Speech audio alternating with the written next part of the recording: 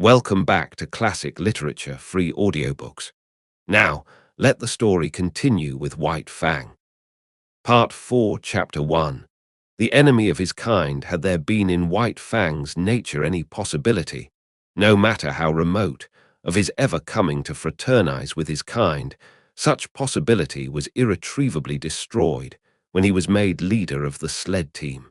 For now the dogs hated him for the extra meat bestowed upon him by Mitsar, hated him for all the real and fancied favors he received, hated him for that he fled always at the head of the team, his waving brush of a tail and his perpetually retreating hind quarters forever maddening their eyes. And White Fang just as bitterly hated them back.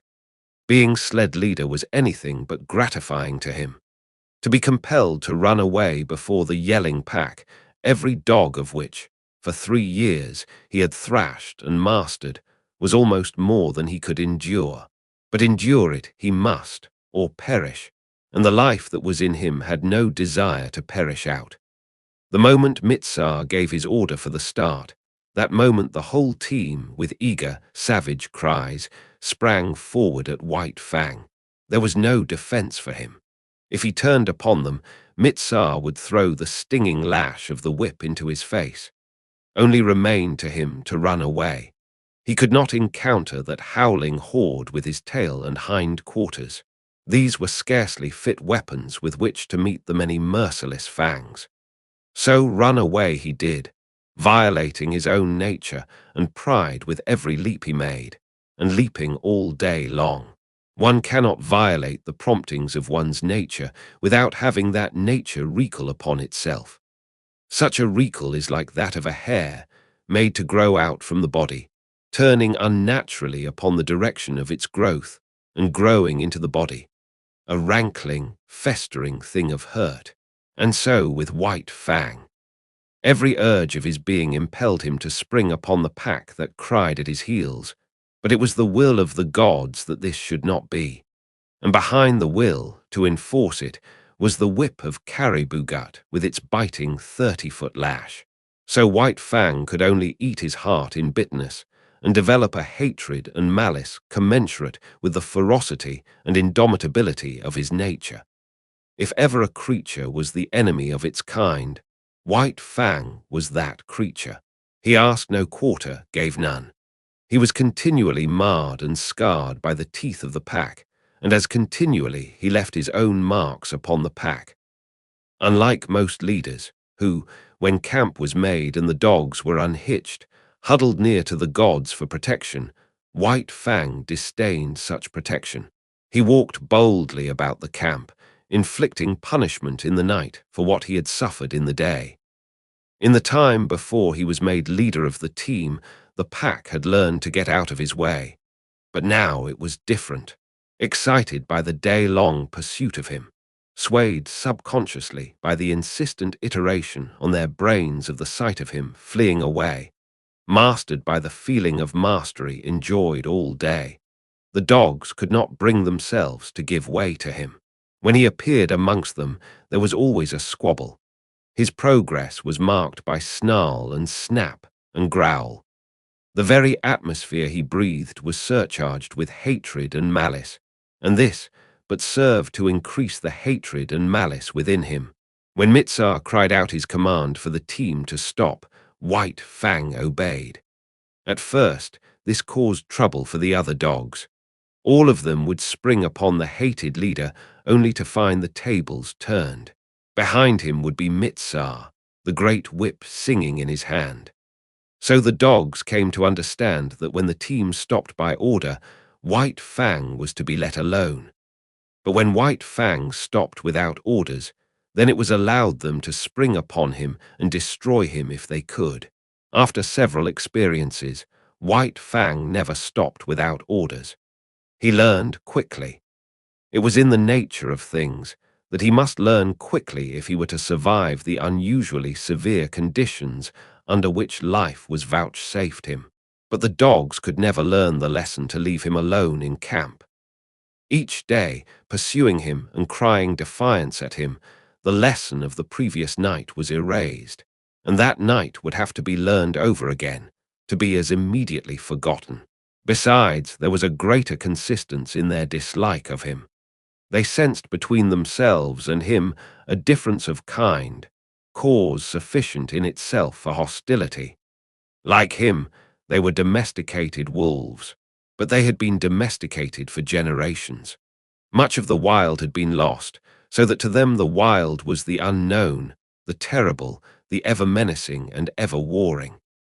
But to him, in appearance and action and impulse, still clung the wild. He symbolized it, was its personification, so that when they showed their teeth to him, they were defending themselves against the powers of destruction that lurked in the shadows of the forest and in the dark beyond the campfire. But there was one lesson the dogs did learn, and that was to keep together.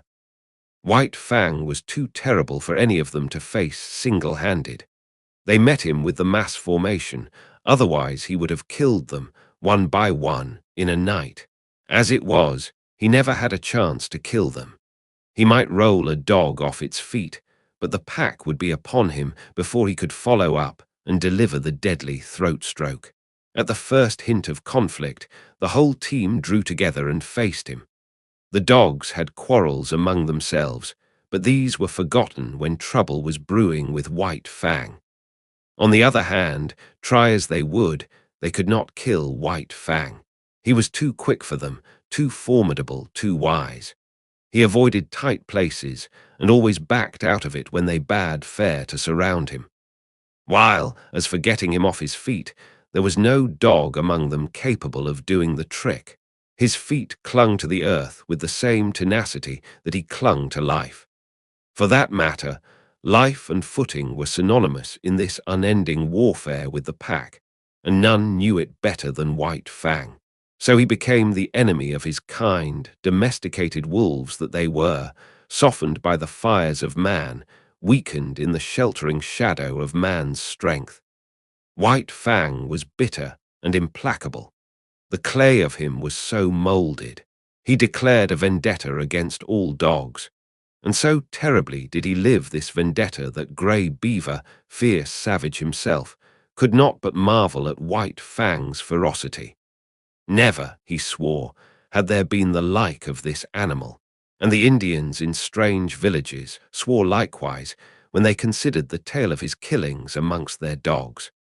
When White Fang was nearly 5 years old, Gray Beaver took him on another great journey, and long remembered was the havoc he worked amongst the dogs of the many villages along the Mackenzie, across the Rockies, and down the Porcupine to the Yukon. He revelled in the vengeance he wreaked upon his kind. They were ordinary, unsuspecting dogs. They were not prepared for his swiftness and directness, for his attack without warning. They did not know him for what he was, a lightning flash of slaughter. They bristled up to him, stiff-legged and challenging, while he, wasting no time on elaborate preliminaries, snapping into action like a steel spring, was at their throats and destroying them before they knew what was happening, and while they were yet in the throes of surprise. He became an adept at fighting. He economized. He never wasted his strength, never tussled. He was in too quickly for that, and if he missed, was out again too quickly. The dislike of the wolf for close quarters was his to an unusual degree. He could not endure a prolonged contact with another body. It smacked of danger. It made him frantic. He must be away, free, on his own legs, touching no living thing. It was the wild still clinging to him, asserting itself through him. This feeling had been accentuated by the Ishmaelite life he had led from his puppyhood. Danger lurked in contacts. It was the trap, ever the trap, the fear of it lurking deep in the life of him, woven into the fibre of him. In consequence, the strange dogs he encountered had no chance against him. He eluded their fangs. He got them, or got away, himself untouched in either event. In the natural course of things, there were exceptions to this. There were times when several dogs, pitching onto him, punished him before he could get away, and there were times when a single dog scored deeply on him. But these were accidents. In the main, so efficient a fighter had he become, he went his way unscathed. Another advantage he possessed was that of correctly judging time and distance. Not that he did this consciously, however. He did not calculate such things. It was all automatic.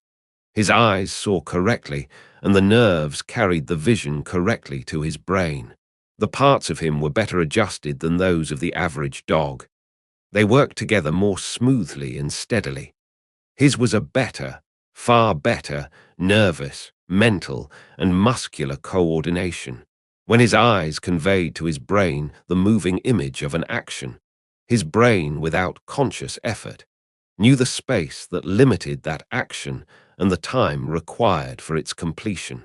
Thus, he could avoid the leap of another dog or the drive of its fangs, and at the same moment could seize the infinitesimal fraction of time in which to deliver his own attack. Body and brain, his was a more perfected mechanism. Not that he was to be praised for it. Nature had been more generous to him than to the average animal, that was all.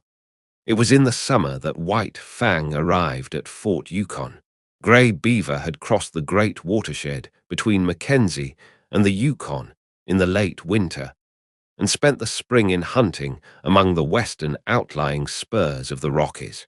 Then, after the breakup of the ice on the Porcupine, he had built a canoe and paddled down that stream to where it effected its junction with the Yukon just under the Arctic Circle. Here stood the old Hudson's Bay Company fort, and here were many Indians, much food, and unprecedented excitement. It was the summer of 1898, and thousands of gold hunters were going up the Yukon to Dawson and the Klondike, still hundreds of miles from their goal. Nevertheless, many of them had been on the way for a year, and the least any of them had traveled to get that far was 5,000 miles, while some had come from the other side of the world. Here Gray Beaver stopped. A whisper of the gold rush had reached his ears, and he had come with several bales of furs and another of gut-sewn mittens and moccasins. He would not have ventured so long a trip had he not expected generous profits. But what he had expected was nothing to what he realized. His wildest dreams had not exceeded 100%. Profit, he made 1,000%. And like a true Indian, he settled down to trade carefully and slowly, even if it took all summer and the rest of the winter to dispose of his goods. It was at Fort Yukon that White Fang saw his first white men. As compared with the Indians he had known, they were to him another race of beings, a race of superior gods. They impressed him as possessing superior power, and it is on power that Godhead rests. White Fang did not reason it out, did not in his mind make the sharp generalization that the white gods were more powerful. It was a feeling, nothing more, and yet none the less potent. As in his puppyhood, the looming bulks of the teepees man reared had affected him as manifestations of power, so was he affected now by the houses and the huge fort all of massive logs. Here was power. Those white gods were strong. They possessed greater mastery over matter than the gods he had known, most powerful among which was Gray Beaver. And yet Gray Beaver was as a child god among these white-skinned ones. To be sure, White Fang only felt these things. He was not conscious of them. Yet it is upon feeling, more often than thinking, that animals act, and every act White Fang now performed was based upon the feeling that the white men were the superior gods. In the first place, he was very suspicious of them. There was no telling what unknown terrors were theirs, what unknown hurts they could administer. He was curious to observe them, fearful of being noticed by them. For the first few hours, he was content with slinking around and watching them from a safe distance. Then he saw that no harm befell the dogs that were near to them, and he came in closer. In turn, he was an object of great curiosity to them. His wolfish appearance caught their eyes at once, and they pointed him out to one another.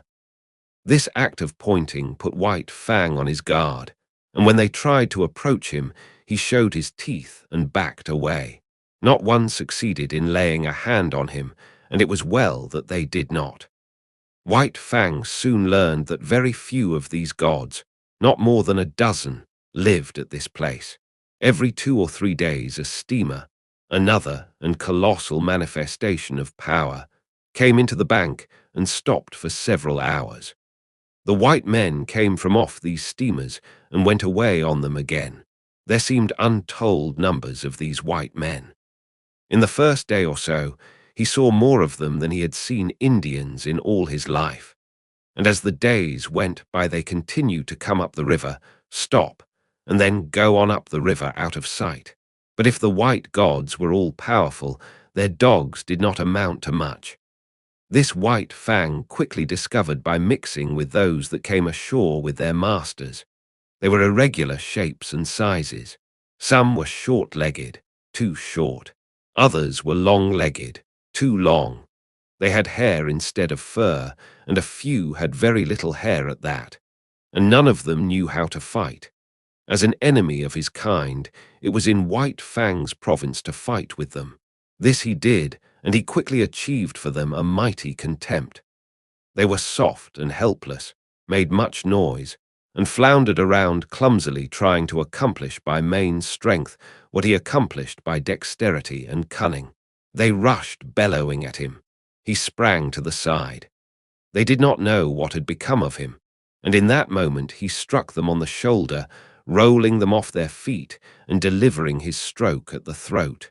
Sometimes this stroke was successful, and a stricken dog rolled in the dirt, to be pounced upon and torn to pieces by the pack of Indian dogs that waited. White Fang was wise. He had long since learned that the gods were made angry when their dogs were killed. The white men were no exception to this. So he was content, when he had overthrown and slashed wide the throat of one of their dogs, to drop back and let the pack go in and do the cruel finishing work. It was then that the white men rushed in, visiting their wrath heavily on the pack, while White Fang went free. He would stand off at a little distance and look on, while stones, clubs, axes, and all sorts of weapons fell upon his fellows.